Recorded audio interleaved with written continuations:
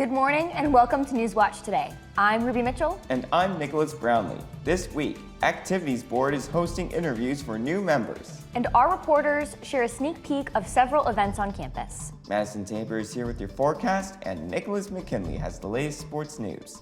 This is NewsWatch Today.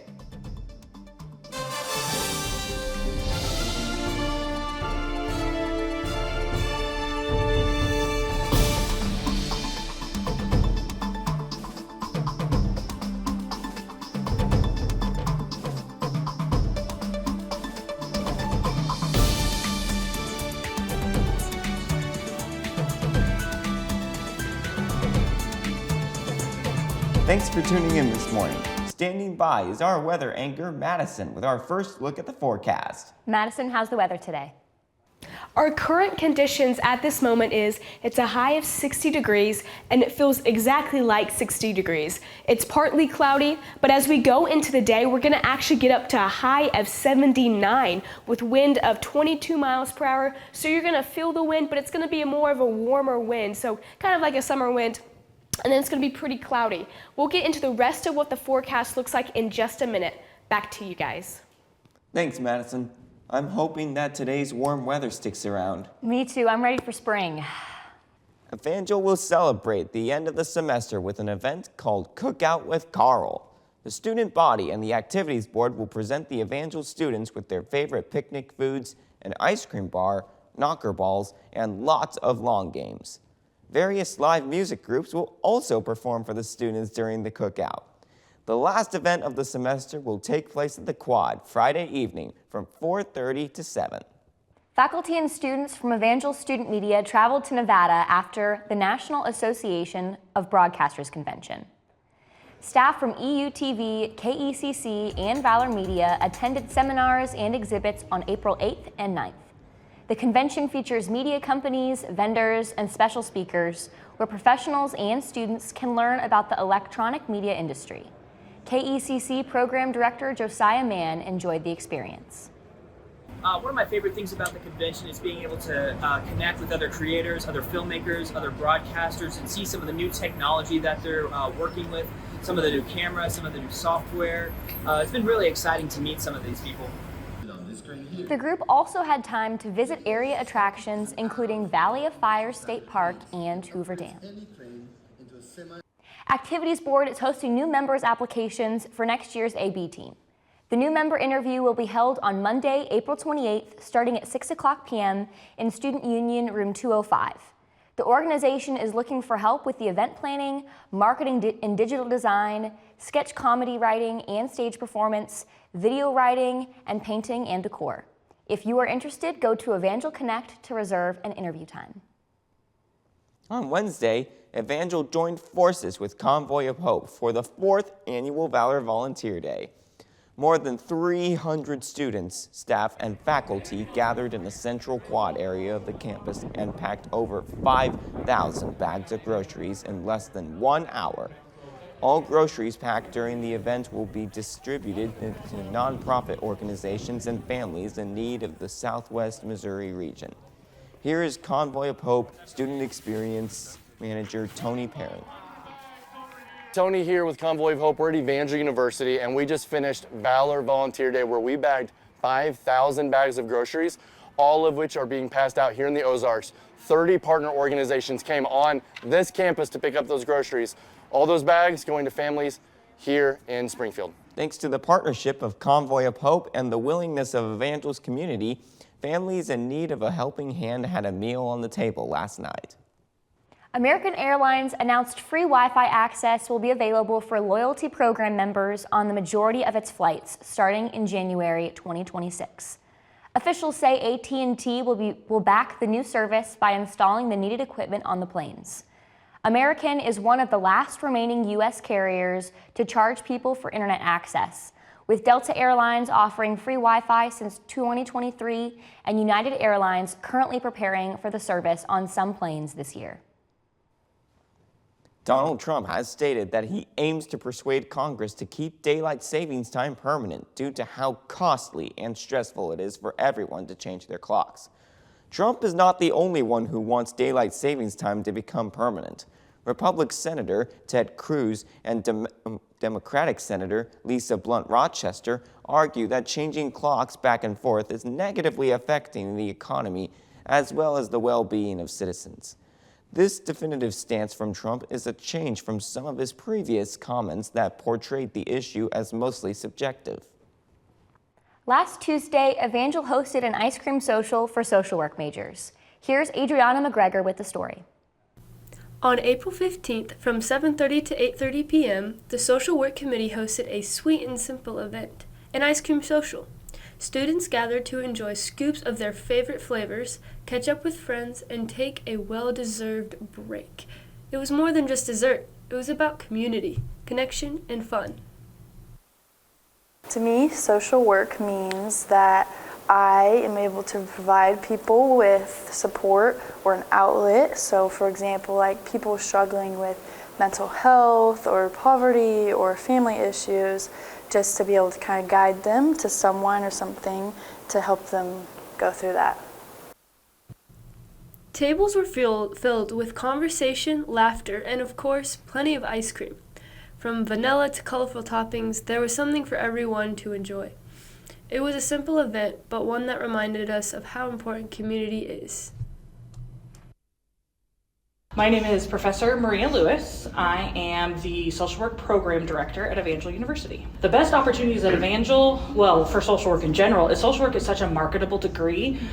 You can go and you can do one-on-one therapy, you can do case management, foster care, you can work in policy, you can go work overseas, you can decide that you want to do macro social work and change the face of the way people receive grants. You can do relief work with the human relief and development teams, but we all work hand in hand, and social work is just very marketable. The biggest secret of social work that not everybody knows, you can get your master's in 1 year. If you get your bachelor's in social work, you get your master's in 1 year, and then you have 2 years of supervision, and you get to be a professional social worker and be a therapist if you want to. This event was for social workers all across campus to come and connect with their fellow social work majors. It created community amongst the individuals that attended, and it also offered a delicious treat of ice cream. So thank you for putting this event on, social workers, and excited to see what comes next. Coming up, the Oscars are adding a new award category. And I'll talk with several individuals on campus to discuss a new upcoming event. Keep it here.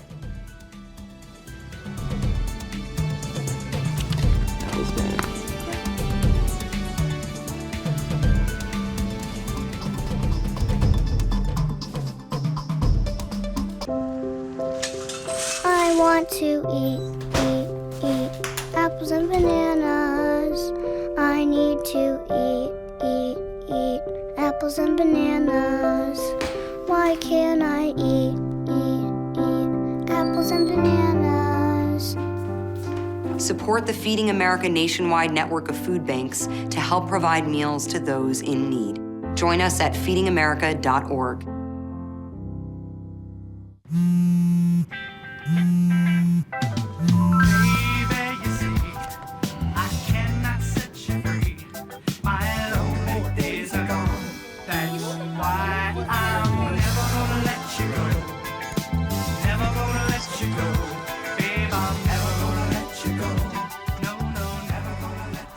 Here you go.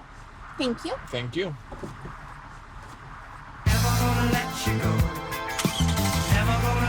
The Academy of Motion Pictures, Arts, and Sciences has announced that they will add a category for Best Student Design as part of their Oscar awards. This announcement comes as several Hollywood figures, including the cast and crew of the film The Fall Guy, have advocated for the Academy to recognize the work of stuntmen and women who help make elaborate stunts possible. The category will start in 2027 with the 100th annual ceremony of Oscars.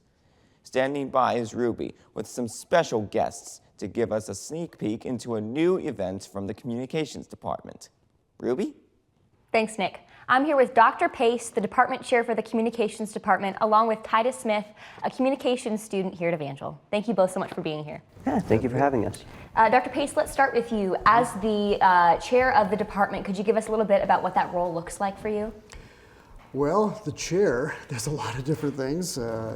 We're kind of the leader of the department in terms of managing academics and courses and faculty. But really what we're talking about today is the Short Films Festival coming up on April 28th. And in that case, I take the role of the EU Films faculty advisor.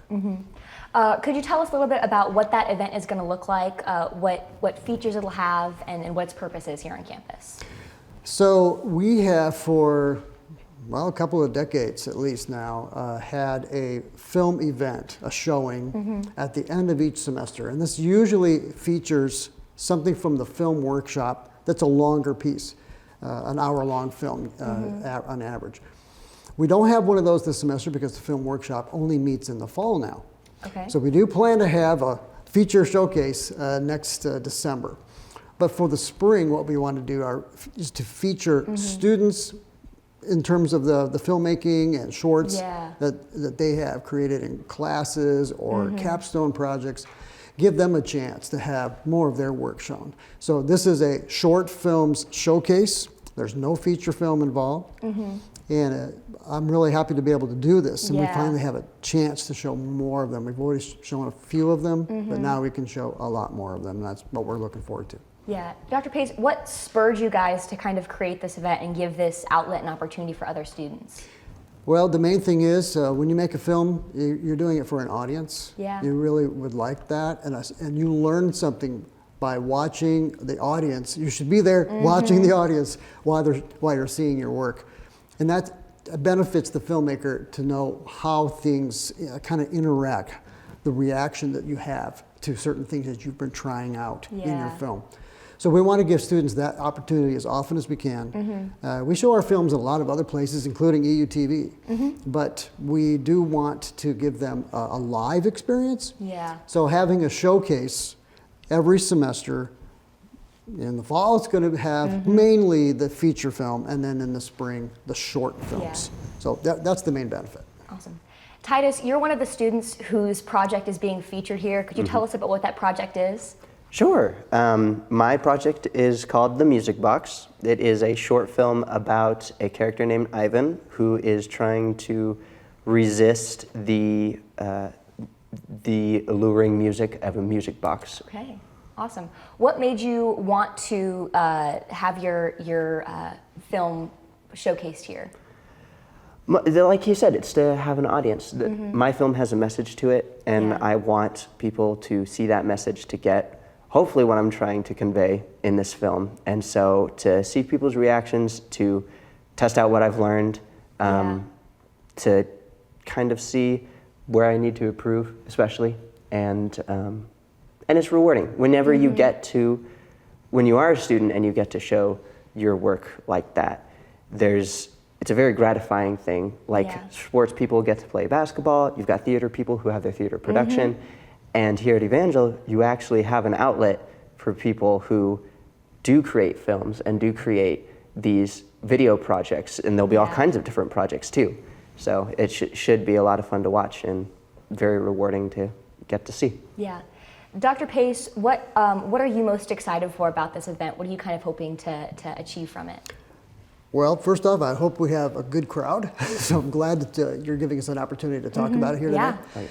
The main thing is there's some films they're brand new. They're actually being finished right now. We get to see something we haven't seen before. We're going to see some oldie but goodies. We're going to see some cartoons, animation projects that students have made. It should be a lot of fun. And so what I always say to audience who go to a short film festival is, wait a minute or two, you're going to see something coming up next that you're probably going to like if you don't happen to like the one you're watching at the moment. Yeah. Could you give us the when and where, how to attend this event? Gotcha. So it's a free event. Anybody may come. Awesome. It's in the Barnett Fine Arts Auditorium here on campus, and it's 7 o'clock, only one showing, and that's on April 28th. That's a Monday night. Awesome. Do you have any like a final message for students who are wanting to come? I would say bring your friends. Bring people off campus. Anybody may come, and you're going to come and see a variety of things that students have made here at Evangel over the last few semesters, and maybe a little further back in a few cases. And notice that there's a lot of talent here on campus. Awesome. Well, thank you both so much for being here and sharing this event with us. Let's go back to the decks with Nick and Madison. Thanks, Ruby. So, Madison, is today's weather going to stay the same?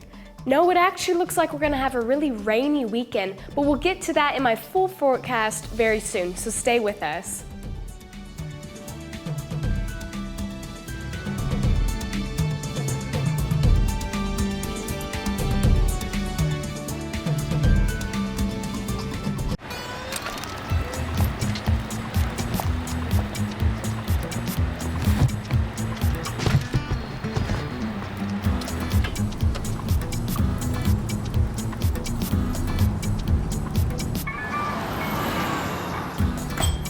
It's a short ride from your neighborhood to your naturehood. To find a neighborhood park or green space near you, visit discovertheforest.org.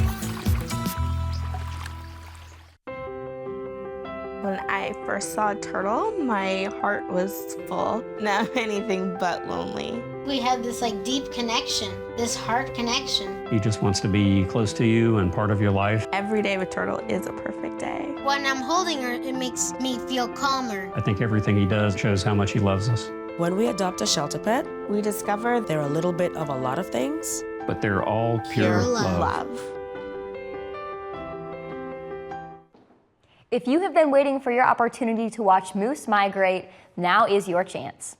A Swedish show translated in English as The Great Elk Trek broadcasts a live stream of remote cameras that film dozens of moose as they swim across the Angerman River, making their annual spring migration to summer grazing pastures.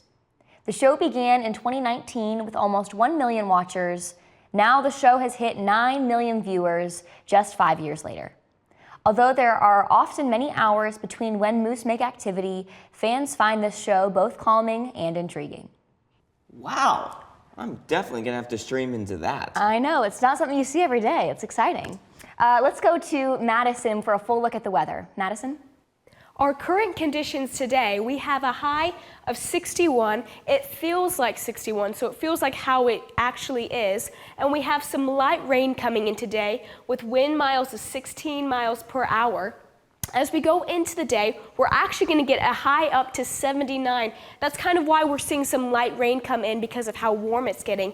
And as we go into Friday, we're going to get a high of 76, a low of 62. We're going to see some overcast and some rain kind of coming in on Friday, but nothing will prepare us for Saturday, which we're going to see some heavy rain. So we're kind of going from cloudy to overcast with light rain and then heavy rain on Saturday with a high of 69 and a low of 50 degrees. And we go into our satellite, you can see the clouds, the precipitation. This is kind of what we're seeing that's going on as it covers most of Missouri.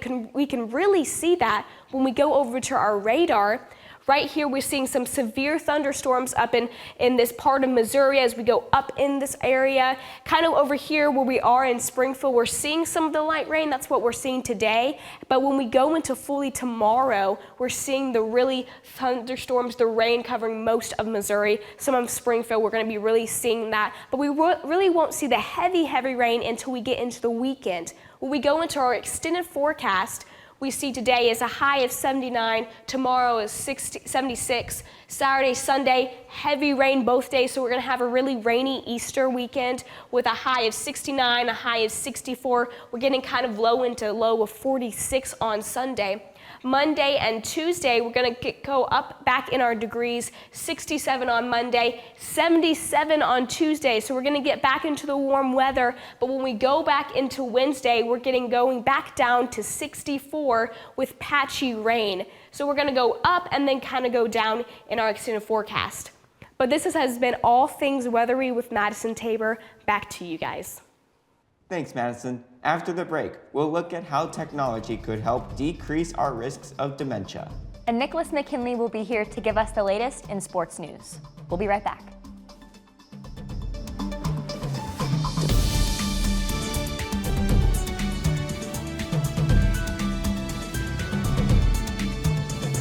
Bobo, do trees tell each other stories? I'm sorry. I'm afraid I don't know that. Hey, why don't we go find out? Listen. Do clouds take naps? I couldn't tell you. do stars visit their friends? Look!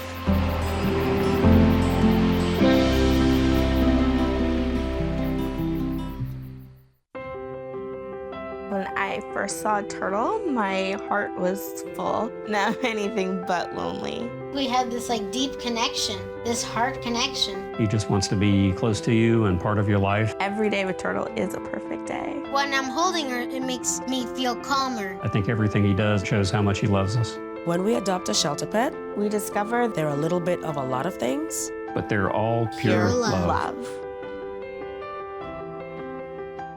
A new study found technology use may be associated with a lower risk for dementia. This comes after scientists researched a hypothesis that argues lifetime use may increase reliance on technology and weaken cognitive abilities over time. Fortunately, the analysis of 57 studies of more than 400,000 older adults found technology use was associated with a 42% lower risk of cognitive impairment.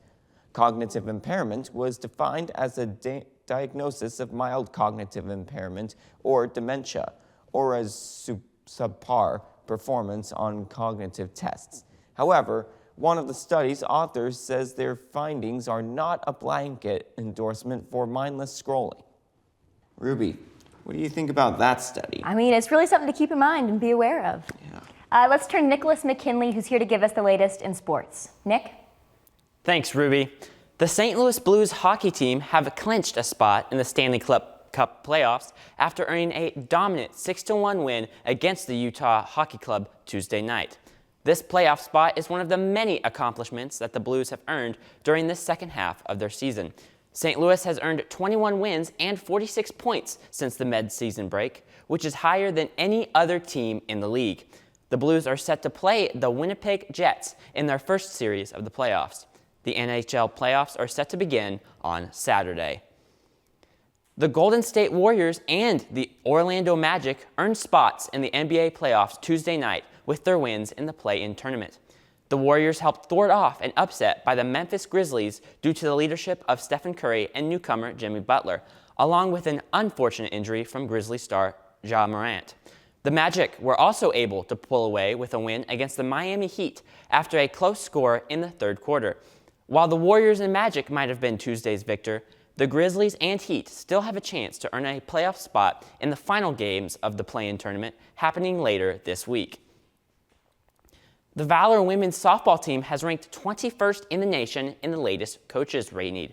This is the second time in a row that the softball team has earned the 21st ranking this season. The accolade comes as softball has had a 7-1 record in the past 2 weeks, beating notable opponents such as the reigning national champions Our Lady of the Lake, along with the Division II NCAA school Minot State. Valor softball hopes to continue their success as they play fellow KCAC teams the rest of the week. Now, back to you guys at the desk. Thanks, Nick. I'm glad that our softball team is seeing so much success. Me too. I'm also excited to see what sports have to offer us for this month. Yeah. When we come back, we'll hear about a new twist on a classic Easter tradition. We'll be right back.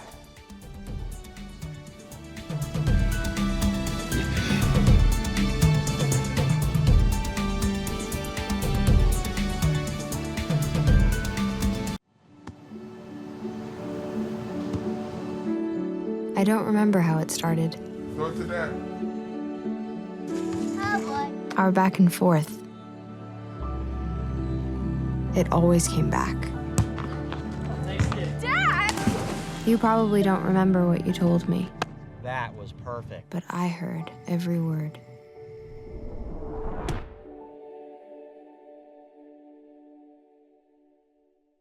Hey, Bobo, do trees tell each other stories? I'm sorry. I'm afraid I don't know that. Hey, why don't we go find out? Listen. Do clouds take naps? I couldn't tell you. Dad, do stars visit their friends? Look!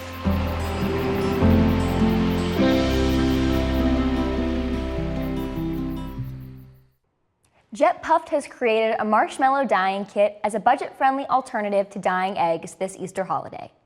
As eggs reach record high prices of $6.23, Jet Puffed released their dyeing kits for $2, sold exclusively on Walmart.com.